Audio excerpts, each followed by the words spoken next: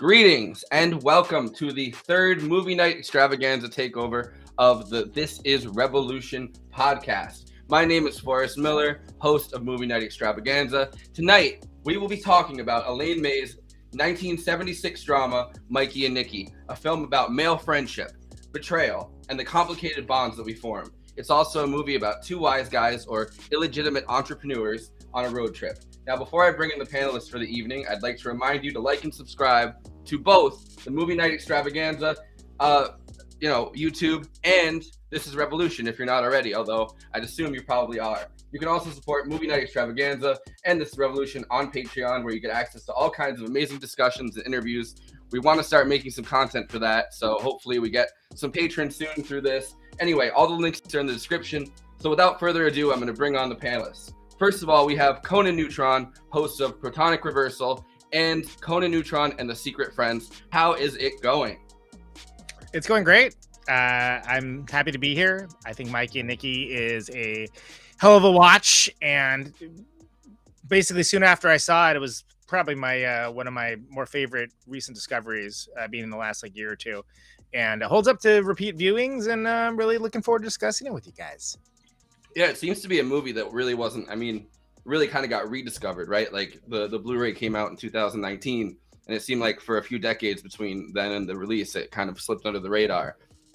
Interesting. Roger Ebert, even though he's not with us anymore, his website still kind of posts movie reviews and people that worked for him and stuff.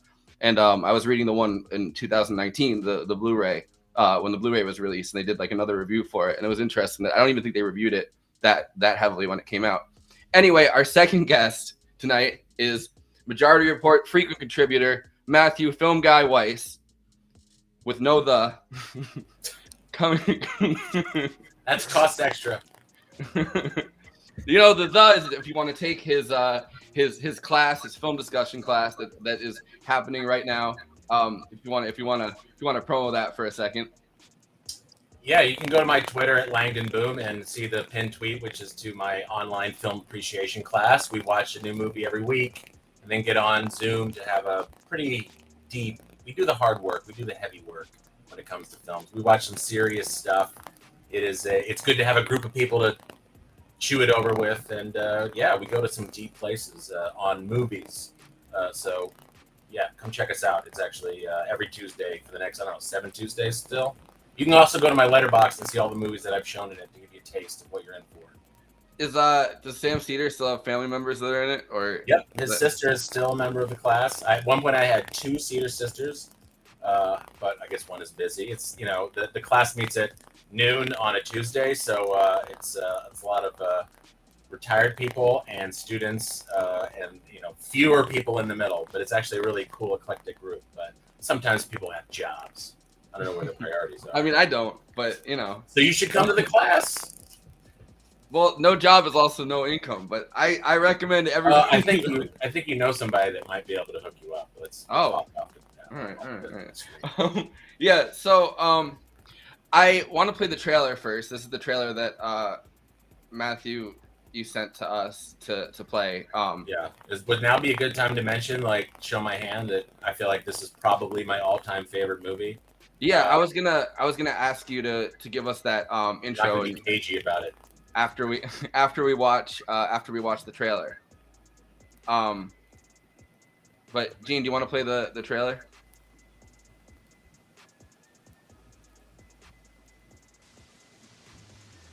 Peter Falk is Mikey. I got a terrific suggestion for you, Nick. I suggest you find somebody you can trust. John Cassavetes is Nicky. They're gonna kill me, Nick. They're gonna kill me. Mikey and Nicky. On a night like this, there are no rules.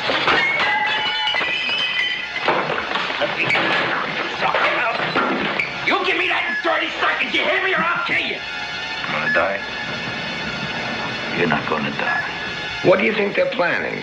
To shoot you in a movie house? Mikey and Nicky. I'm really getting the treatment tonight. Tonight's my night. On a night like this, there is no trust. They're gonna kill me. Honey, I'm serious now. Well, I'm not interested. I'm coming with you. There is no time.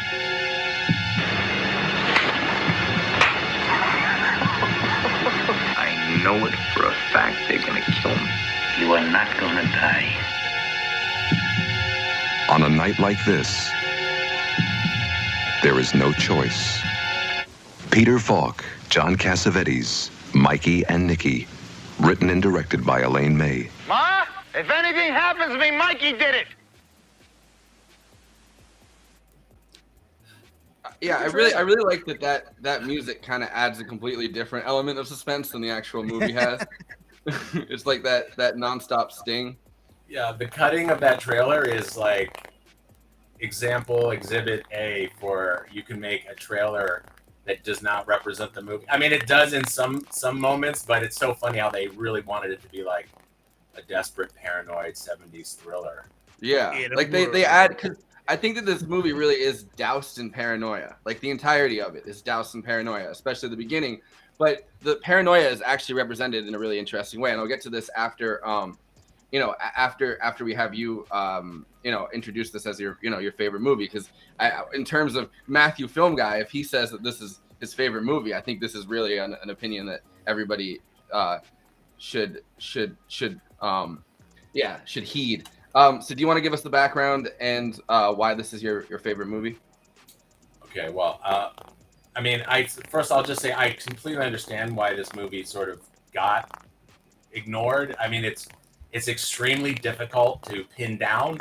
It's many layers of film. In a lot of ways, since Elaine May came from a comedy background, it is a kind of pitch black comedy.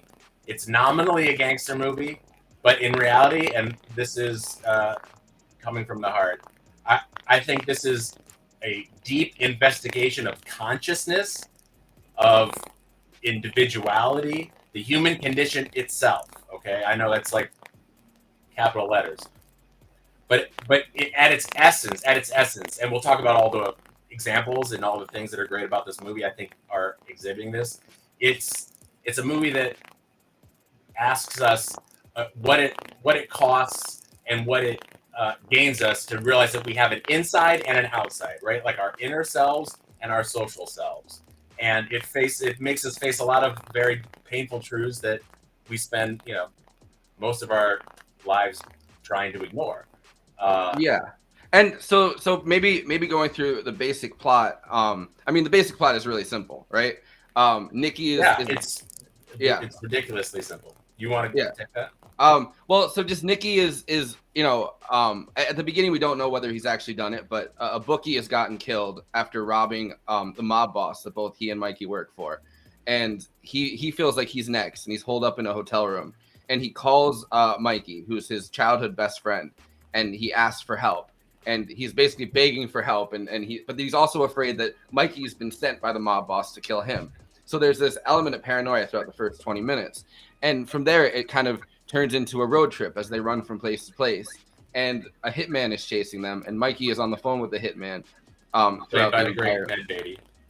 Yeah, and throughout the entire movie, so they're going from place to place. They go to the mother's graveyard, and you find more and more about their relationship and how complicated it is, and how Mikey really has a lot of grievances with Nicky throughout their friendship, and it's this multi-layered friendship, and this happened since they were really little kids, and it's really just and not to, I guess, spoiler free for the beginning of it. I'm not gonna go into where it goes from there just yet, but that's the basic plot. And you forget that it's a gangster movie.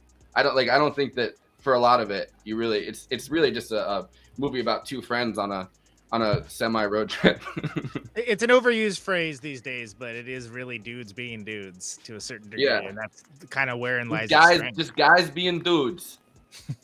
Yeah, but it's also, you remember, this is a movie made by a woman, so it's also, I think, an extremely sharp condemnation of some of these manly behaviors or ways of expressing themselves. I mean, she goes back and forth. She loves these characters, but she's also, I mean, the scene when he goes to see his mall or whatever, I mean, that's about one of the most difficult to watch scenes in all of cinema. Yeah. And it's just, 3 people in a room.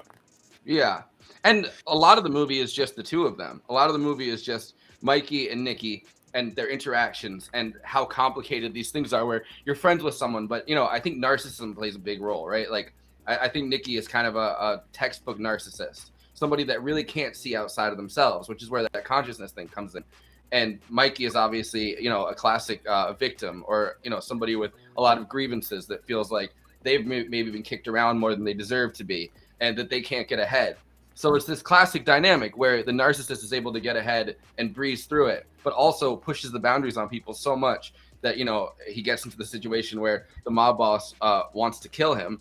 And then somebody like Mikey, who's completely loyal to everybody in his life, but is also just such an, annoying person to be around at times, I think. And just so, just has such a victim complex that it's like really hard to just want to be around the guy, despite the fact that he's probably the most loyal friend that in some ways that you probably will ever have. Well, what was the one tagline? You won't like them. Don't or expect to something? like them. Yeah. Don't expect to like them. Which is that's hedging their bets because there's plenty of times where you do like them, where they're hilarious, where you're laughing with them and you're charmed by them, and your description sort of sums it up because you kept saying like, well, they were like this, but then they're also like that. They're constantly both changing their relationship to each other, right? Whether they're trusting each other, whether they're with each other. And we, as the audience, are constantly going like, oh, that was terrible. Oh, that was funny. Reversing ourselves. So this is, I think, one of the things that makes this movie so great is how you can't pin down what exactly it is about them. They're beyond the usual movie character that kind of has like a guided path, thing he's up against, a fatal flaw. They resist that. Yeah. So there's a first clip that I wanted to play. I wanted to talk about an element that's not maybe especially, maybe not one of the first things that we were going to talk about, but there's a class element to this that I really wanted to discuss to this movie because I had these conversations when I was. Is that because this is Revolution? Is that? Yeah. Okay. Yeah. No. Anytime class gets mentioned, that's the thing that we have to bring up. You get $5. Yeah. Okay. No, so there's a class element, and I remember when I first started doing the movie streams, first on the Give Them an Argument channel with Ben Burgess, we watched Mean Streets and we watched Goodfellas as two of the first ones that we did, which are Scorsese mob movies are mob movies. Like you never forget for 1 second that these are mob movies, but they're also exploring different classes, I think, of this mob society, this underworld society, which class is really important because it's completely hierarchical. You know what I mean? So I think that first of all, you have something like Mean Streets. Oh, well, yeah, we can play this first.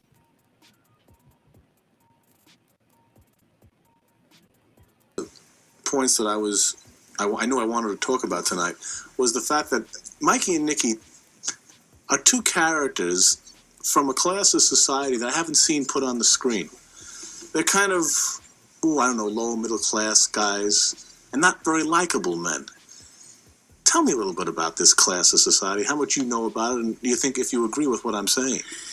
Yeah, I think I do very much agree with you that I don't think this type of guy is, you've seen this type of guy on screen. I mean, we've seen a lot of gangster pictures, and you've seen a lot of mafia pictures, but these two guys are not mafia guys. They're not big-time mops, they're mafia guys, and they're not street punks. Elaine calls them illegitimate entrepreneurs. They're guys outside the law, and they are racket guys, but they're the middle class of that element. I mean, they deal in deals. I suppose what they're mainly involved in would be bookies, or they would be in the numbers racket, or they would fence stolen goods. If it was, say, during the war, they would be in counterfeit gasoline stamps. There was a time there when they had the jukeboxes tied up and they had the pinball machines tied up. They might own a piece of a bar at the same time.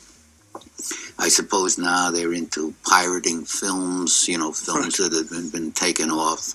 If there's no tax on cigarettes in one state, and you can bring them over into another state and make them. They import them. But they are business guys, but they're outside the law. What'd you say before about them not being very likable? Well, yeah, because, it's a society. We're not used to seeing these kind of men on the screen. You know, it's generally portrayed very glamorous. Either it's a Godfather type of guy, or it's a guy who's totally reprehensible. So you don't root for him. Yeah. Here, you're confused as far as you like him, you don't like him. In other words, it's human. You're starting to believe that these people are really nice, even though how can they be nice? Because what they're doing is not very nice. You know.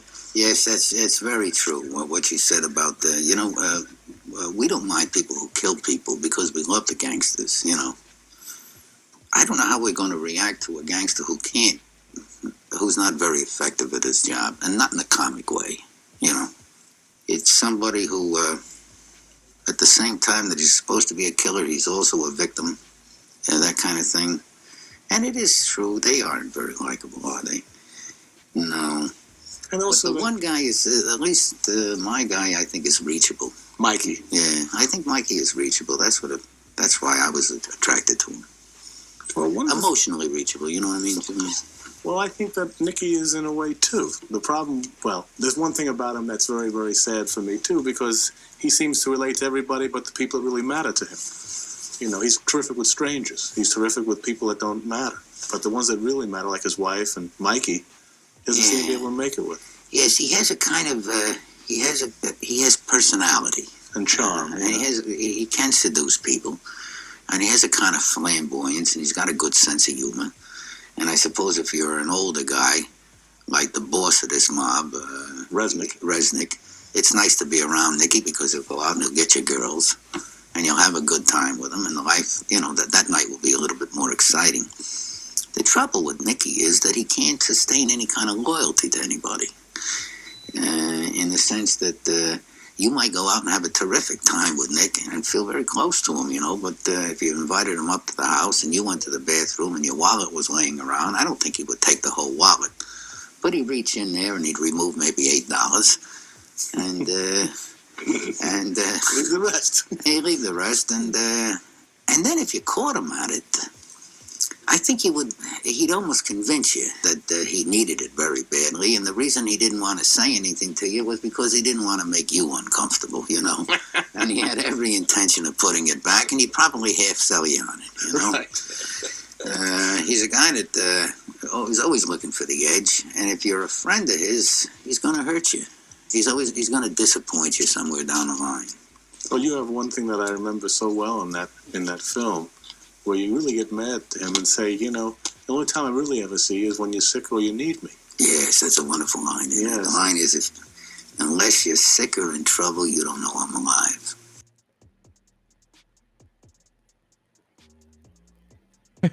that is real. A really good line. That is I think one of the best lines in it. Unless you're sick or keys into it. Yeah. But yeah, I think that the first part of that clip, the class society of it, right? Like you have different movies coming out, and obviously and I think it had the same producer as, I don't remember if it was this movie or another one of Elaine May's movies, but The Godfather, kind of one of the producers was the same producer on The Godfather that produced this, and The Godfather really is like the top echelon of that society, right? Like you never feel anything or really get to know anybody on the low end of the mafia spectrum or on the crime spectrum or on the Wiseguys spectrum. Those people are not involved in that movie whatsoever. It's literally like the royalty. It's like the royalty of the mob world. Right. And then, I think Mikey and Nicky makes Mean Streets look like the landed gentry, it's these guys are these guys are not, they're not high rolling and never will be. And look, they get Ned Beatty as a subcontractor. They're never going to get one of their guys to kill him. It's not. And he's not even he's not even like a good subcontractor because he only has he says he has 4 or 5 other guys he really does stuff for. He's a very he's not one of the subcontractors that they're really looking for in any capacity. It's years before, but he has big I'm not even supposed to be here today Clerks energy about the whole thing. I'm like, aren't you trying to kill a dude? But I love it. His scenes are almost kind of like a whole other documentary, on the life of the downtrodden hitman. Yeah. But I don't know if I'd agree that this makes Mean Streets look like the landed gentry, because I don't think that they're not street guys. Mean Streets really they're street guys. They're the street level guys. They're the ones that, like, somebody owes somebody else money. They're the ones that have to make that, make that trip to go see the person, probably not kill the person, just kind of rough them up a little bit and say, like, they're the punks kind of running around the town that are kind of just fucking people up and doing stuff here and there. And I think somebody like Mikey or Nicky might use one of those people to get something done. But they aren't, gangsters themselves. They're like bookies, like they said. You know what I mean? Like, they're people that have their hand in the mob world a little bit, but aren't necessarily actually climbing that ladder in any capacity. They're mob adjacent in a lot of ways. And also, Forrest, I hate to break this to you. Every once in a while, I will say something I don't actually mean for comedic effect. No, So. I know, but I was trying to place this in a certain hierarchy, and I do think that it's hard to tell where these guys would be and where street guys are, on that hierarchy. But I mean, in neither case are they high rollers. I think it's interesting though that I would probably put these guys a little bit higher up than some of these street guys who literally are the most expendable possible mob like associates. Thug A, B, and C that, like, Batman beats up, in like the cutscene. I know Matthew's such a big superhero fan. I wanted to make sure I got that in there. And video game fan. Someone in the comments said Keitel's character is closer to a higher echelon of mobster than the small time hoods in May's film.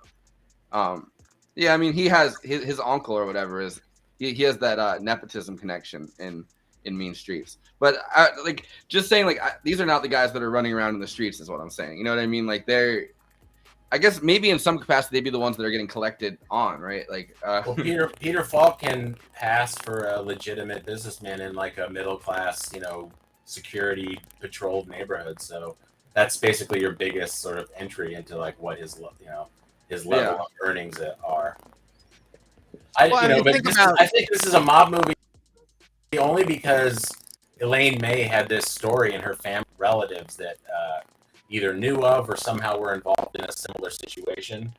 I don't think she's interested in the deconstruction of the mob in the way that definitely Coppola was, or maybe even Scorsese was. Although Scorsese had a real personal story, the whole Catholic guilt and everything in that too. Yeah, no, it's sort of like a vehicle. It's like the least, I think, big insignificant aspect of the movie, except that it puts them in a place where they can kind of act crazy. They can kind of feel like they can get away with anything. That they can kind of act, because all her movies are people who are, like, socially unacceptable, basically, and like where the line is between behaviors that you want to do and ones that the world is sort of keeping you from having to let out. But gangsters are a kind of a convenient, they can walk into a bar and try to start a fight. I mean, obviously Cassavetes is at the height of all of that stuff, but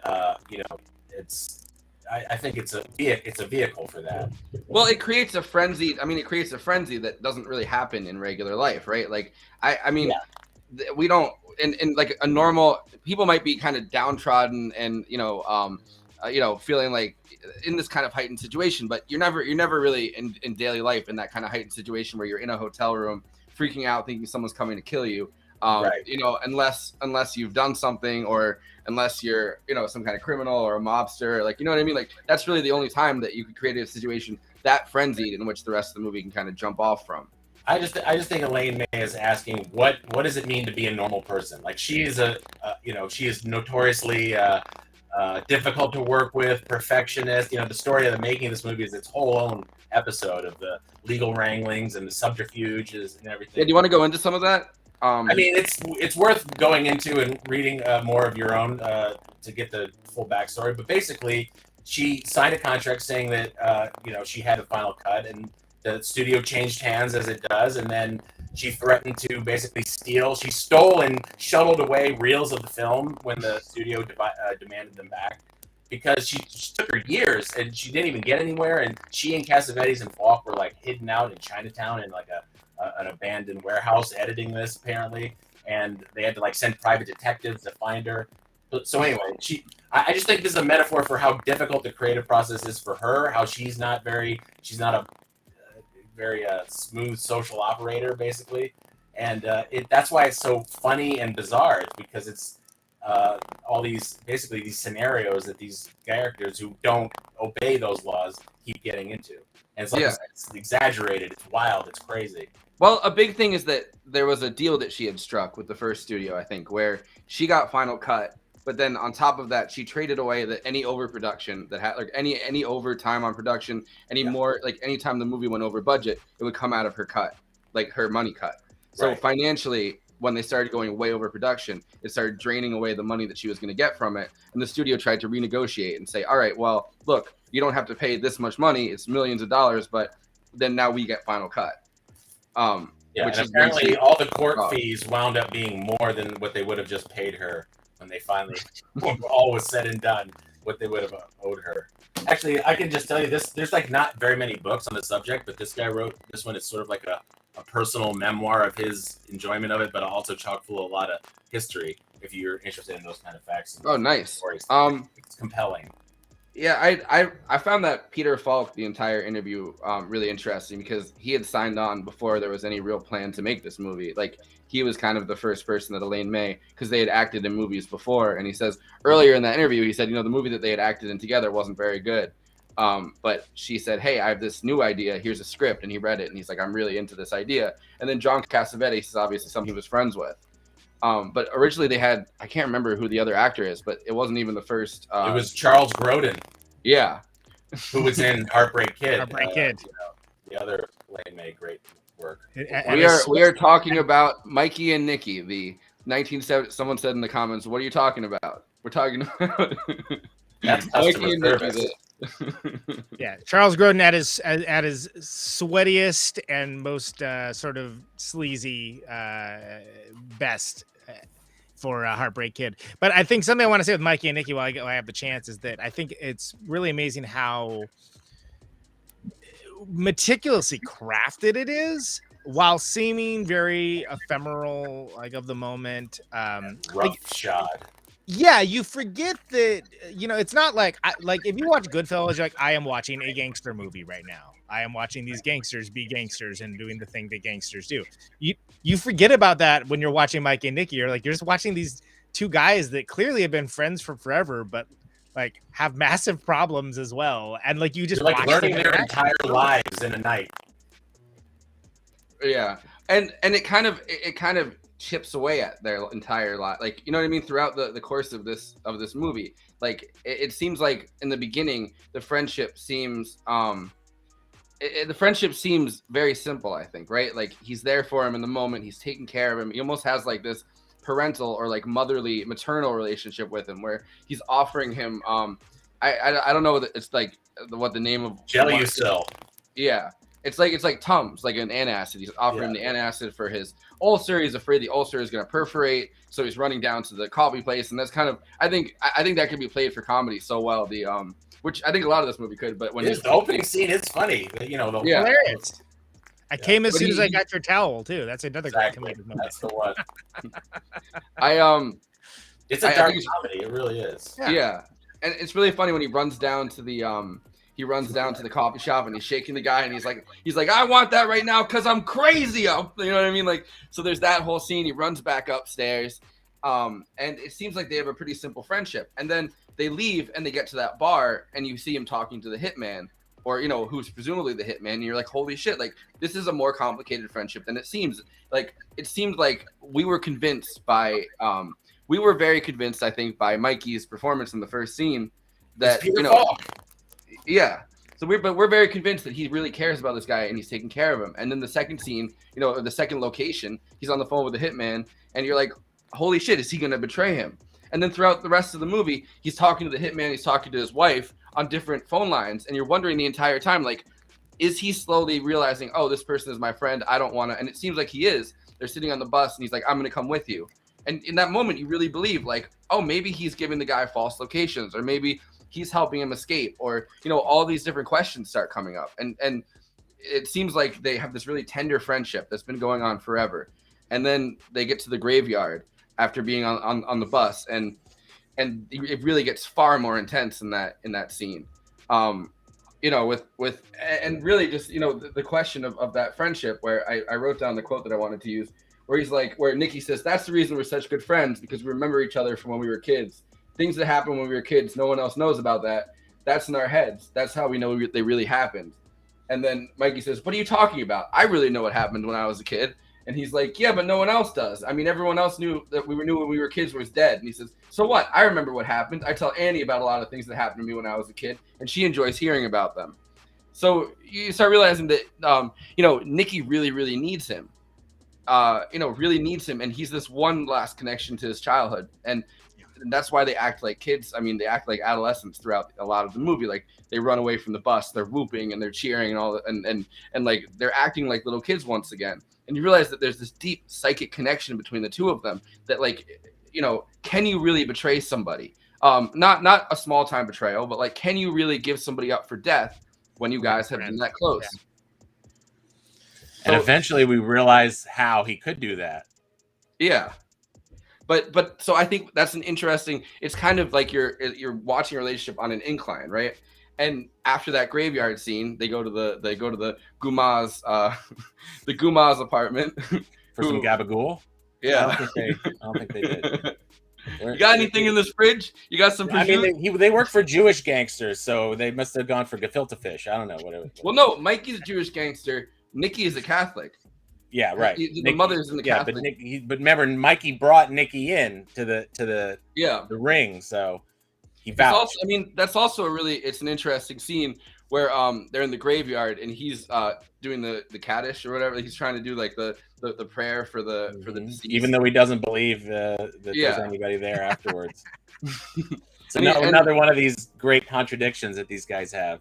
And you know, we haven't even talked about the Godfathers yet, the guys that they're working for, because their casting is actually sort of like a meta, I think, statement. That's you know, a lot of people know who Sanford Meisner is. If you ever studied acting, he either he named the technique or the technique was named after him, one or the other. But he came from the same basic acting lineage Stanislavski as Elaine May and her origins. And William Hickey, the other guy, was another like well-known acting teacher at that time. So it's like the acting mafia is sending them out to kill John Cassavetes, who basically is giving the greatest performance that any single human being ever gave on the planet. So it's kind of like this really funny, I think, love letter and tweak to the profession of acting itself, to have these two guys be the guys. Yeah. And also, I mean, they kind of, for the first time, say the thing that I think, at least I was thinking throughout a lot of the movie, which is there's this paranoia element to it, right? Like, it feels extremely paranoid, and you don't know who to believe, you don't know who to trust, and they play on that throughout the movie. But the first thing that Resnick says, or one of the first things, is, "Oh, they're so paranoid, these guys." Yeah, they're all paranoid. Yeah, he said, that's the other guy says. He goes, "Oh, these hitmen, they're all paranoids." Yeah, no shit.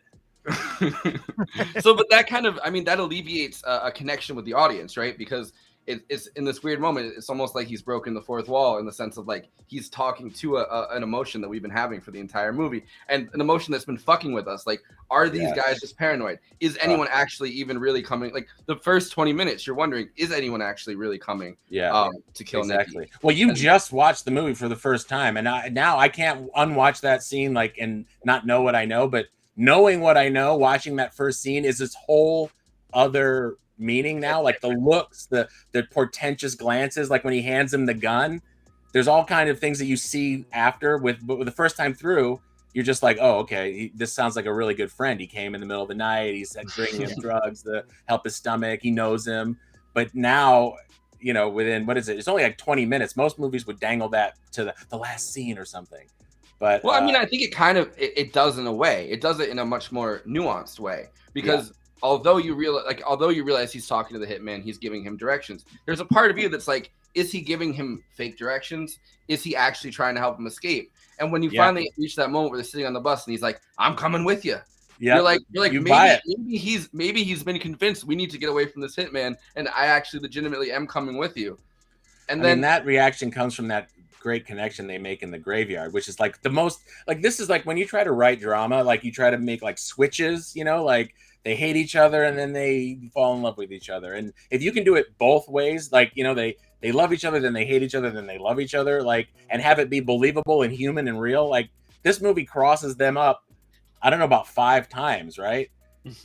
And that to me is what's breathtaking about it, because he only said that I'm coming with you. The hitman, even like when he's in the car with the hitman, you're still like, is he giving him a fake guy, and is he letting him escape at the last minute?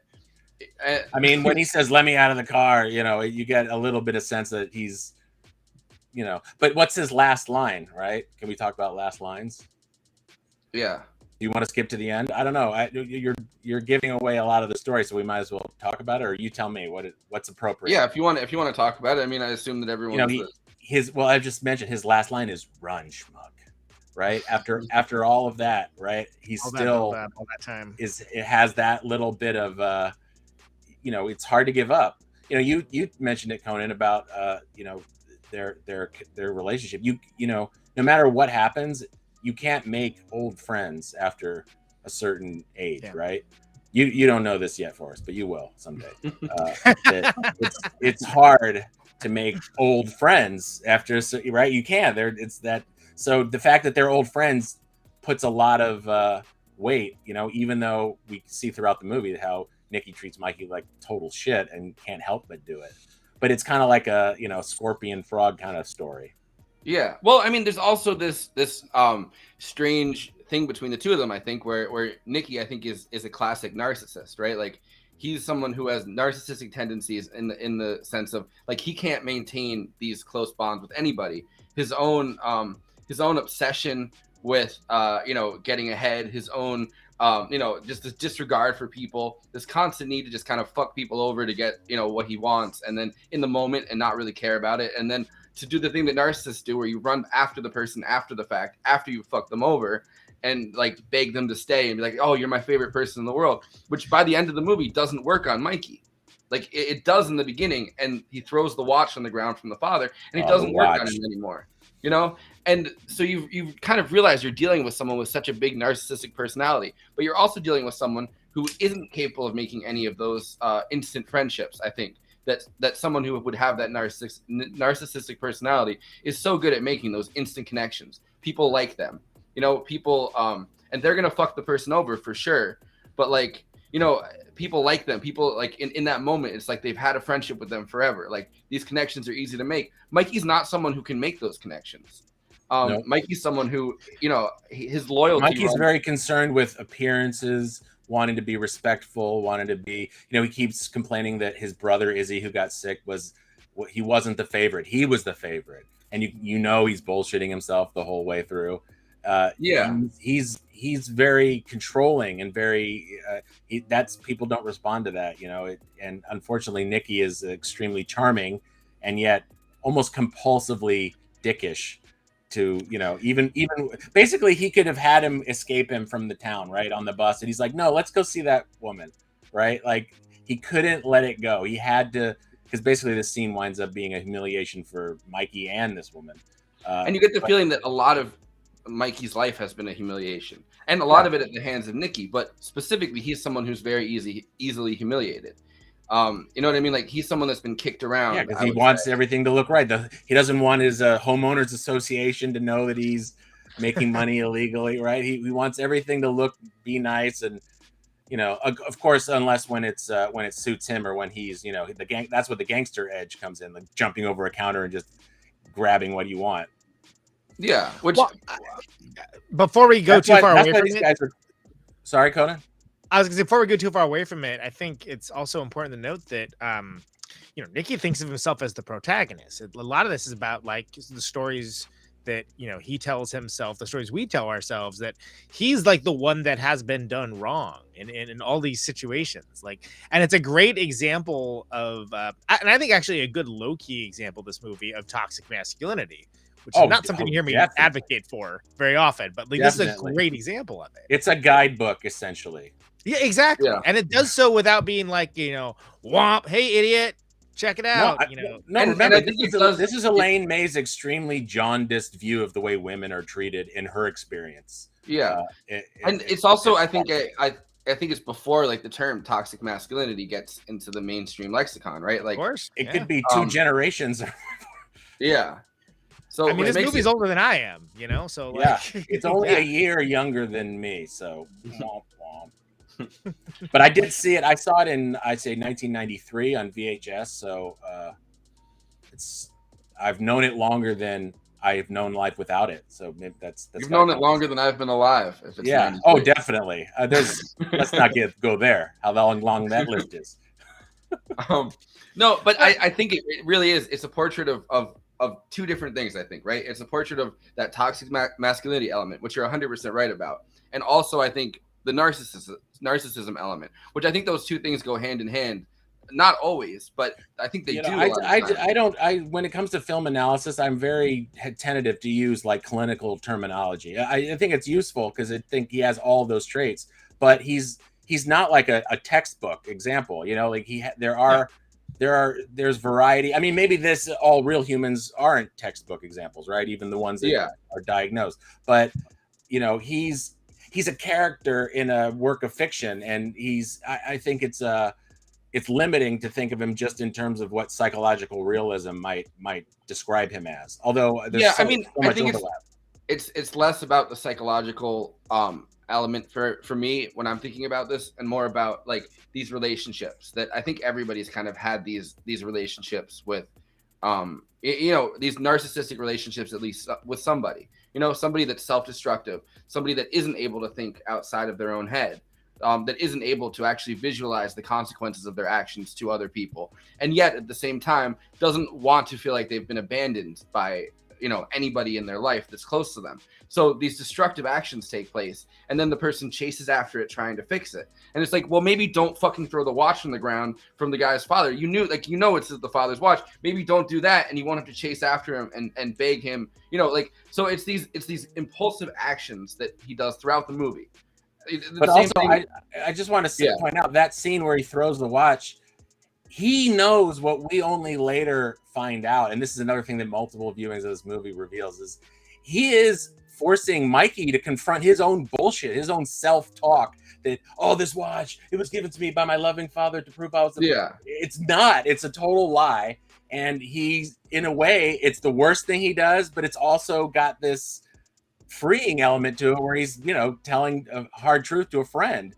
It doesn't go very well, and normally when you do that to your friends, it doesn't go very well, but in the context of a movie, he gives him something I think very valuable, because there's so much bullshit coming out of Mikey about who his father was and all this stuff, and the father liked Nicky better. I mean, is a big reveal, better, and he liked Nick. He keeps saying, but you know, he didn't say he ever liked me. And then in the scene at the end with his wife, she's like, oh, I'm sure he liked you. And he doesn't say anything. This is one of these great, you know, Conan and I were talking about this. So many of the scenes in this movie were made by the looks and the gestures and the glances. But when she says, I'm sure he liked you too, he just goes like, it's like this.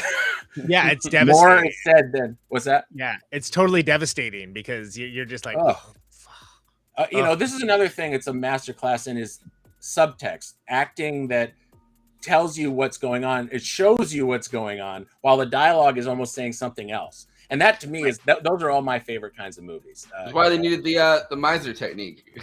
Well, yeah, exactly. It is, and that genre of exactly right, that acting, and it's, you know, it's really like the pinnacle, the state of the art of that, because so much of the lines don't convey the actual meaning. That whole scene between them when they're talking about in the bar at the beginning when he's waiting for the phone about how's your wife, how's your kid? Oh, it's great, everything's great. You know, it's not great. Conan, did you have a point to make to this too? I mean, I agree with it. So I think that it's, again, that goes back to the stories that he's telling himself, the stories we all tell ourselves. And I think part of this is, you know, you see Peter Falk's character kind of gradually reveal the epiphany that he's come to, that, hey, you know, maybe this is kind of a one-sided friendship we have here. And like, what does that mean? Well, what that means for these guys is very different than maybe what it would mean for like fellows, you know, more like ourselves. But with fellas like ourselves, you know, you just stop responding to the person or something, and you hope that that friendship kind of dies down. With this one, it's like, no, you might get shot. It dies down in a completely different way. The worst thing that could happen to you is maybe you get like some nasty comments on your Twitter. But Yeah. Exactly. Yeah. Or somebody blocks you and then makes a Facebook post about it. Like, you know what I mean? Like, oh, that's you're I like, didn't think oh of that wow. one. Yes, that one's bad too, but not as bad as being shot in the back. Yeah. Well, can I also just say that it's a good example of a genre movie for its time too, because it's like they talk about, oh, where are you gonna go? Oh, it's it's about midnight. Let's go to the movies. Like the whole midnight movie thing. It was sort of like, oh, They just don't make midnight movies anymore. Like they don't make them like they used to. Everything's about the streaming. There's so much great 70s pop culture in this movie, because it's like you were saying, they regress to this childhood state. So he goes to buy ice cream and comic books, and they go to the movies. Oh, they got all night ice cream sandwiches or whatever. And he tries to act like the comic books are for his kids, but they're not for his kids. Yeah. Well, another great service, and what's real is at odds with each other. Also, and all the blockbusters are comics now, so obviously that is changed a little bit. But yeah, I can't remember what comic it is that he's holding. I wonder, somebody on the internet, I'm sure, knows that. It also has one of the best throwaway comic lines in the entire movie. That scene where he's asking for the Neckos, and then as he walks away, the guy at the counter goes, "I don't even think they make Neckos anymore." Yeah, because he's a big baby. That guy. That reminds me of, like, there's all the people like Mikey and Nicky are these crazy, out of control guys that do whatever they want. These like really exaggerated characters, but they keep running into, and this is sort of like the comedy thing. They keep running into these straight men. Right, there's that guy. There's the guy at the deli counter who gets jumped for not knowing how to get out of the rules of I can't sell you cream without coffee. Give me 15 coffees. Yeah. And then there's the great Emmett Walsh, the bus driver, who threatens to fight him rather than let him out the front door. The whole bus scene is great. Rules. I said the whole bus scene is just fantastic. Like the woman who tells him not to smoke. I'm gonna tell your mother. This actually takes me to the last topic I want to talk about, because we have only 10 minutes left of the stream. Which we don't get back to time. We watched the Criterion thing. Okay, that's fine. So I wanted to talk. Polar opposite of the Murder Night wrap up, isn't it? Boy, yeah. Okay. Yeah. The last thing I want to talk about, I think, is the is the paranoia element of it, right? Which is extremely 70s. And I know that Elaine May wrote this before the 70s. And I know that, they were filming it, but they're kind of filming it as Watergate is happening, which I think literally. But we have this, and I think this ties into Matthew, your idea about, inner and outer consciousness, which at the same time, we're kind of having this moment in the 70s where we've been afraid for decades of outside forces coming in, right? Like the Cold War, Russians coming in. And during the 70s, we kind of start being afraid of ourselves as a society. Like everything comes in from the inside. Like, LBJ lying to us throughout Vietnam, and like our trust in systems going away. And that's a big part of all of these things. The Kennedy assassination in the 60s, like the idea that it could have happened from the CIA, it could have happened from forces inside of our own society. And I think this movie kind of confronts that inner, without actually explicitly doing it. I mean, this inner thought about the paranoia that really takes over throughout this time period. And I think that I'm not saying that it's making a political statement in any capacity, but I think that it is making a statement about the inner paranoia that we feel and whether things are true. And trust comes up over and over again, right? Like Mikey's saying, like, why don't you get someone you trust? And he's like, this idea of trust, and the bus scene is perfect because they make the pact with the guy, and they're like, don't worry, we let him go. You're gonna let the guy on, and I promise he's given us our word. It's fine. They let the guy go, and then they run out of the bus, right? Like, these are not trustworthy people, and yet trust is something throughout the movie that intrinsically like plays such a big role in what in their feelings about everything for the first half.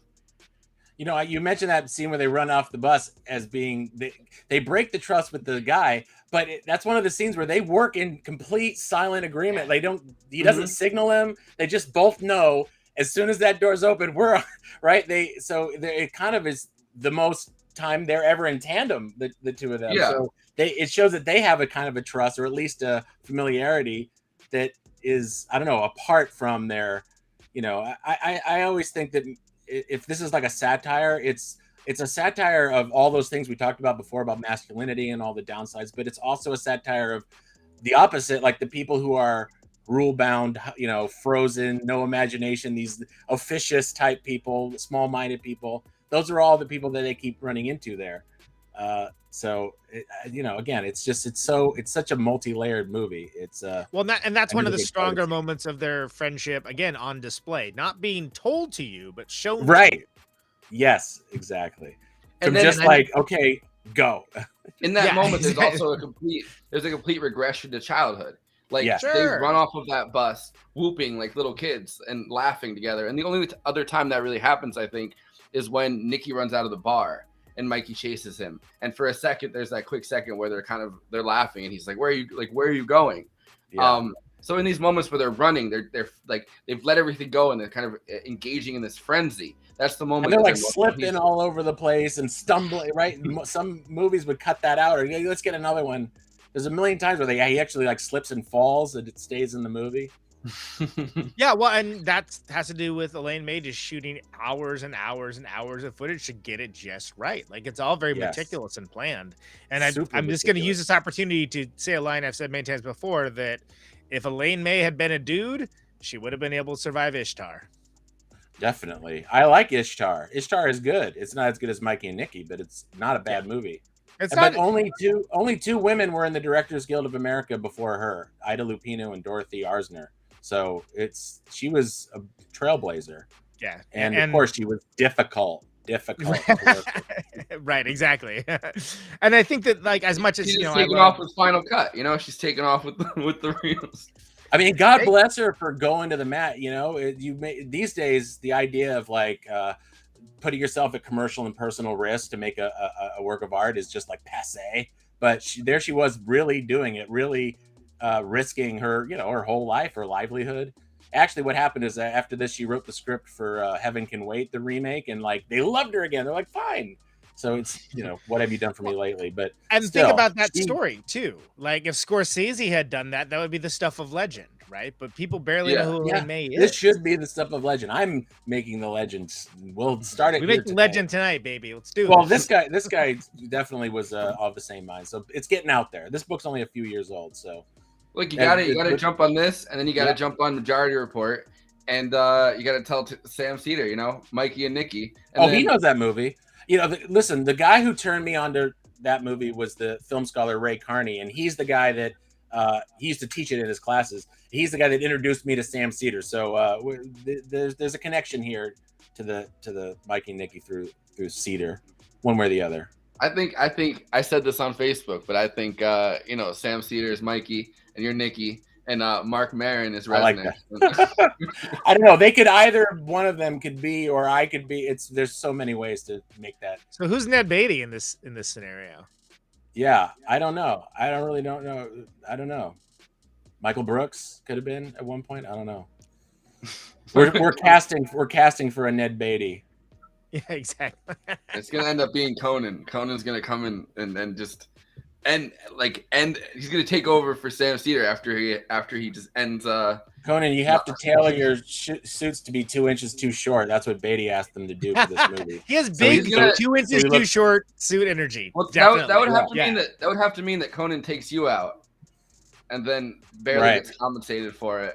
Yeah, you're right. I really didn't think this. We don't know what happens at the end of it, right? We don't know what happens at the end of the story. Like I'd assume the guy just gets like maybe like $100, and well, yeah, he gets paid. But the real what happens next is like it seems like nobody likes Mikey anyway. And now that he's had a death on his door, he's probably done for professionally too, right? I've thought about this, but it's if not by Resnick, by the homeowners association. Exactly. The HOA is going to have serious problems. Both of his lives are threatened by the end of this. But, at least he's not buying into the watch BS anymore. Well, he kind of is actually. Yeah. Anyway. So I wanted to go to final thoughts really fast. Just quickly though, because we have to wrap this up pretty quickly, or Gene gets mad. I understand. Gene, don't hurt. Gene's gonna shoot me on my doorstep. So. Gene's gonna ride a sandworm over us. You wait, you son of a bitch. You wait. But starting with Matthew, just a quick final thought. Okay, my final thoughts are: I think this is one of the deepest movies ever put on film. What else can I say? It's I have a quote here somewhere that I wrote from Richard Brody. I did a lot of interesting reading getting ready for this, and I came across that whole thing on Criterion with Richard Brody. But he pointed out that movie isn't making isn't visual. Movie making is metaphysical. It's a unifying vision of life. And I think that's what she's displaying here. And that's why this is such a genius movie. It's not because it's got these amazing tracking shots. It's not because it's got this amazing photography. It's not even because it's got this amazing script, although it does have an amazing script and they basically said every word she wrote. It's got this extremely potent vision of life, and it's in every frame. So I suggest everybody go out and see it, and see it again and again and again. And the new transfer on the Criterion Collection is amazing. Which, by the way, I really, your line earlier about keeping everybody slipping and falling throughout it, I wanted to point out, and I completely forgot to point this out, the fight scene at the end. It's not it's not a badass fight scene. You don't watch it and think like, oh wow, these guys know how to fight. And there's a part where Nicky rushes at him and then slips and just busts his ass on the street. Eats it. It's hilarious. I mean, it's incredible. And she took a long time to edit this. So you got to know that everything that's in there is extremely meticulously chosen. From the over 1 million feet of film they shot, more than Gone with the Wind, which is the funny joke about it. But yeah. This is a movie made with a lot of intention. What's that? I said Gone with the Wind, Sunset Boulevard. We got almost to the end. It was like 8 seconds till it streams over. And all right, good job. It wasn't me that prompted it this time, though. So no, I know it's always me that prompts it. It's just always Forrest that picks it up. All right, Conan. But yeah, that's it. I'll talk about this more with anybody who wants to talk to me about it on Twitter or on my letterbox. I love this movie. Sure. So then my final thoughts. I really love this movie. This is one of my. I do the Criterion Challenge every year. This was my favorite find from the Criterion Challenge this year. It was one of the first ones I saw, and I was like, wow, it's gonna be hard to top this because this is now one of my favorite movies. And what I said in my letterbox review of it was that this movie is so unique and original. It's not pretty, but it is beautiful. And I think that says a lot. If I do say so myself, it says a lot about this movie, that it's not brutish. It's just sweaty. It's a sweaty, like, Cassavetes is like not like more like Cassavetes. Am I right? Yeah. No, you're wrong. You're very, very wrong. He actually asked for the air conditioning to be turned off. You want to talk about a labor issue? He said, "Fuck the crew if they're hot. I want to look the sweatiest like I did last night when it was super hot in here." So he made sure that sweat was there. You're right. Well, by intention. And so that's one of the things that makes the movie so interesting, is because, like, think about like a modern movie star, like, going to, there might be a few of them that would do that, but I can't. It wouldn't happen. And this is such a wild confluence of amazing things that come together to make a movie that's basically about friendship, about betrayal. And then, like I said, ostensibly there's a fact that these guys are around the outlines of like civilization in a certain way, but it's not cool. It's not a gangster movie. It's just these people with a complicated relationship, and I love it, man. It's great, and that's aside Ned Beatty being the world's saddest hitman too. Which is just a beautiful icing on the cake. He's also very sweaty. Yeah, he's also. There's a lot of sweaty people in this movie. All right, so I think we're gonna end it there. I don't want to get murdered on my doorstep by Gene, so I am. Where you live? I mean, I'm sure you could find out. I'm sure. Do you want to tell us right now? No. All right. I'm supposed to say that Doug Lane has a Zizek interview on his channel right now. That I'm sure is an amazing interview, because those are two incredibly interesting people. Movie Night Extravaganza, we stream on Tuesdays, we stream on Thursdays. We're trying to figure out the whole Twitch situation right now, and what things should go on Twitch, or whether we should shoot things on or stream things on Twitch, Sundays or something sometimes, and then premiere them on YouTube on Tuesdays. We're trying to figure out that whole situation. If you have any thoughts on that, hit me up at always Flacco, and but follow the show on Letterboxd. Yeah, follow it on Letterboxd, follow it on YouTube, youtube.com/movie night extravaganza, patreon.com/movie night extra. Follow this is Revolution on all media platforms. I think with that, we're out.